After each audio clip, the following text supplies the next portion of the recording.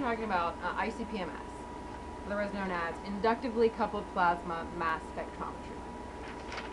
Okay, the ICP-MS is used for analysis of trace metals as well as some non-metals. Here are the metals down here you can pick from to make standards out of. There's about 35 or 40.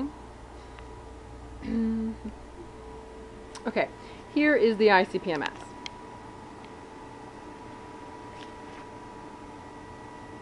Now the ICP-MS is a type of mass spectrometry which typically is capable of detecting concentrations of trace metals and non-metals down to about 1 part per trillion.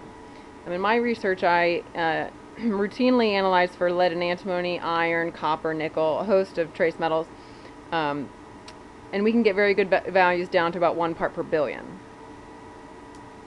Now, so a little bit about the parts of the instrument. Here's the sample tray where you put all your samples. Here's the auto sampler. This part is where your sample gets introduced into the actual instrument. Now, inductively coupled plasma is a type of plasma that is energized by heating argon gas with an electrical coil. What you're seeing right now, the purple flame, is the plasma. So how it works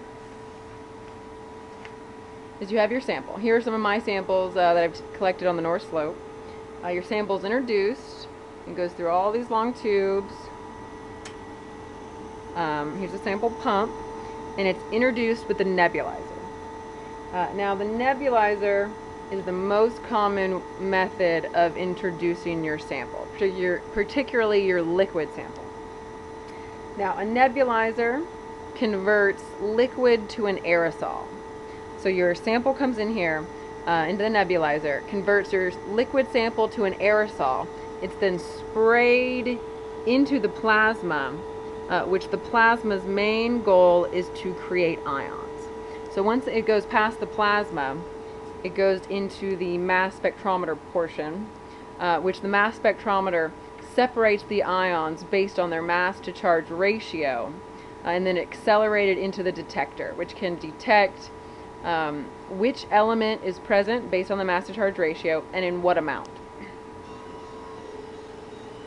So you can see it's finished one of my samples.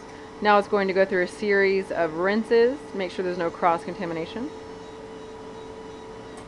Now here's the computer that's connected to the ICP-MS.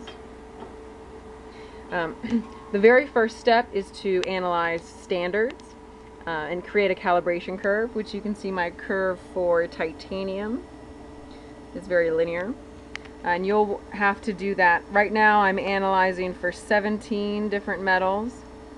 There's chromium, manganese, iron, and so on, based on what I want to analyze for.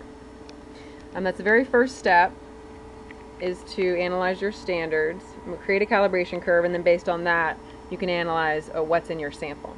Now, this is very similar to what we did with the flame atomic absorption spectrometer, where we analyzed for copper in the copper penny lab.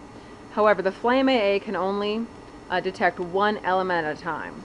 The ICP-MS has the ability to go through a sweep of chemicals. You can analyze, up to 40 different analytes in one visit. It's also a lot more expensive than the flame AA, particularly because this whole instrument right here has to be run in argon gas. That's how the plasma is created.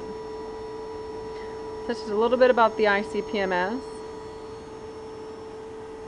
and we'll talk about more about this in class.